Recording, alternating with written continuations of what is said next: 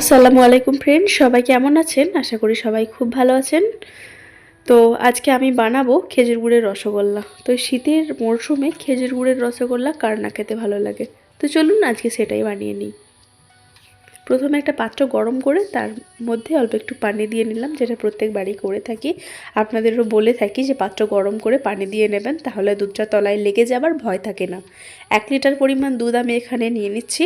আমি এখানে গরুর দুধ নিয়েছি। আপনাদের হাতের কাছে গরুর দুধ না থাকলে আপনারা যে কোনো প্যাকেটজাত দুধ নিতে পারেন, তবে সেক্ষেত্রে দুধটা যেন ফুল ক্রিম বা ফ্যাটটা পুরোটা থাকে সেরকম প্যাকেট দুধ নেবেন।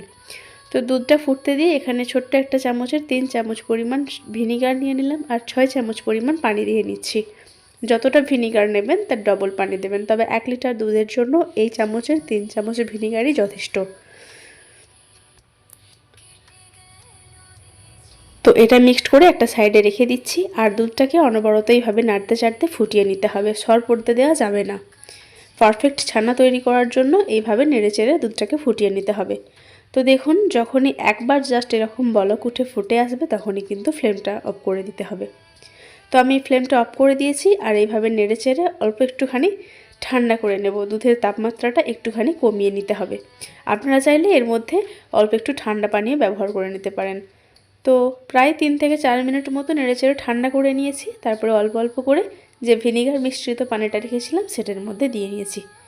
আর হালকা হাতে এইভাবে নাড়তে থাকলে দেখবেন ছানাটা কেটে আসছে। তো দেখুন ছানাটা ভালোভাবে কেটে গেছে আর একটা সবুজ সবুজ পানি বের হয়েছে। ছানার পানিটা এরকম পানিটা যখন বেরিয়ে আসবে বুঝে নেবেন ছানাটা কিন্তু পারফেক্ট হয়ে গেছে। আর ছানাটা দেখে আপনারা বুঝতে পারবেন নিশ্চয়ই যে ছানাটা কতটা ক্রিমি আছে, কতটা নরম আছে ছানাটা।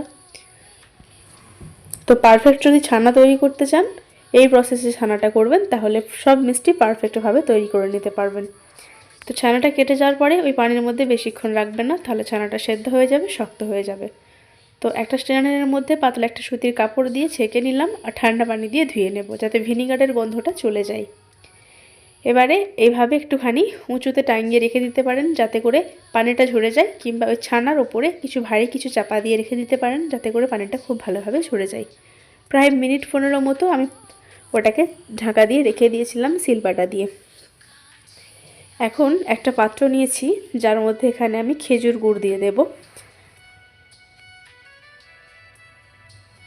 আপনারা চাইলে কিন্তু লিকুইড যে গুড়টা হয় সেটাও নিতে পারেন।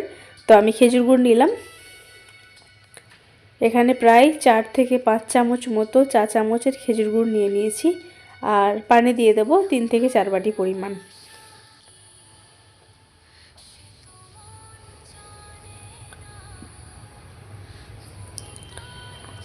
তো এই শীতের মরশুমে খেজুর গুড়ের রসগোল্লা খেতে সবারই খুব ভালো লাগে। তো আজকে আমি চেষ্টা করেছি খেজুর গুড়ের রসগোল্লা বানানোর। তো ওইদিকে খেজুর গুড় আর পানিটা ফুটতে থাকুক, ততক্ষণে আমি মিষ্টিটা রেডি করে নিই। ছানাটাকে আমি নিয়ে নিলাম, একটুখানি শুরু শুরু করে নিচ্ছি। ছানাটার পানিটা কিন্তু খুব সুন্দরভাবে ঝরে গেছে। এখন এর মধ্যে দিয়ে দিচ্ছি এই চামচের অর্ধেকটা মতো কর্নফ্লাওয়ার আর দিয়ে দিচ্ছি ছোট্ট 1 চামচের চিনি। ব্যাস এইভাবে ভালো করে একদম সুন্দর মতো মেখে নিতে হবে ছানাটাকে, যাতে ছানার মধ্যে কোনো লাম্পস না থেকে থাকে।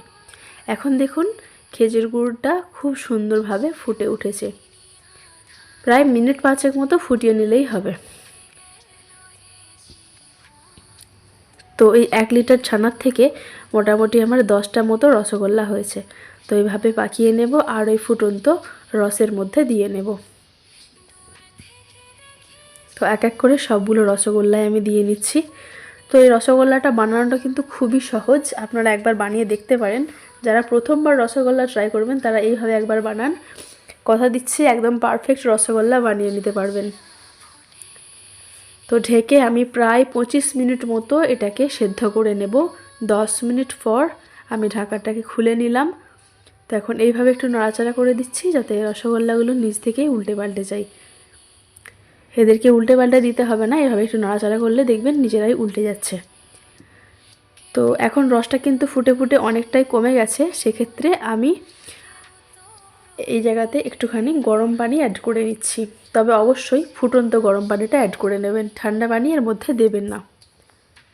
অল্প অল্প করে এইভাবে দিতে থাকবেন।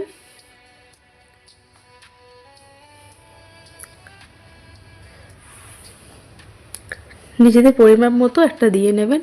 এরকম কোনো পরিমাপ নেই যে এরকম এতটা দিতে হবে বা এতটা না দিলেই হবে না, এরকম কোনো ব্যাপার না।